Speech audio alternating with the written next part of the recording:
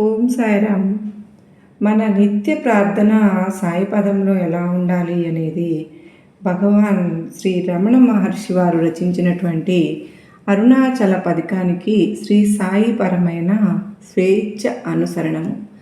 శ్రీ భగవాన్ దివ్య అంతరంగము నుండి స్వేచ్ఛగా ప్రవహించిన ఈ స్తోత్రము భక్తి జ్ఞాన వైరాగ్యాల త్రివేణి సంగమం.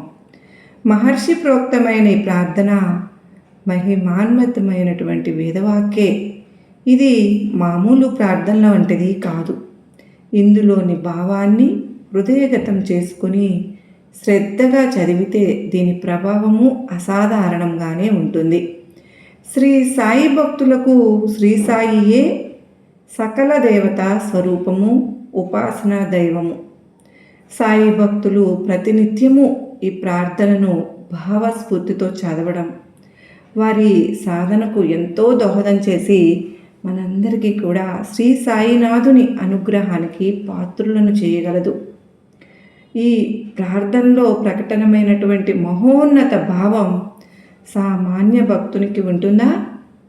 అది లేకుండా అనుకరణల అలా ప్రార్థన చేయడం ఎంతవరకు సముచితం అనే సందేహం కొంతమందికి కలగవచ్చు. నిజమే. అయితే అట్టి ఉన్నత భావాలను మనకు చేతనైనంత ఆర్ద్రతలతో తిరిగి మననం చేసుకోవడం ద్వారా అట్టి భావము, సంస్కారము క్రమంగా మనలోనూ హృదయగతమై మన ప్రార్థన సార్థకం కాగలదు.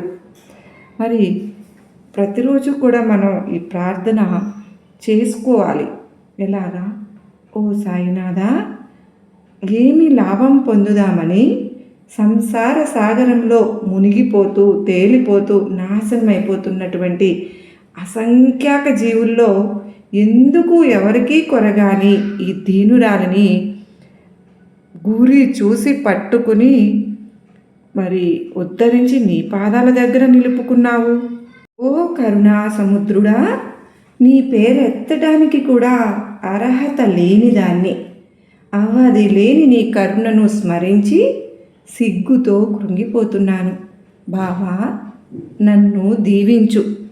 ఓ సాయినాథా, నీ ముఖమే ఎరుగని నన్ను ఒక్కసారిగా మింగివేయాలని తలచి నీ అనుగ్రహ పాశంతో నా కంఠాన్ని బిగించి బలవంతంగా నీ పాదాల వద్దకు ఈడ్చుకొని మరీ వచ్చావు. మరి ఇదేమిటి? నన్ను ఒక్కసారిగా మింగివేయకుండా కొంచెంగా తింటున్నావేమిటి?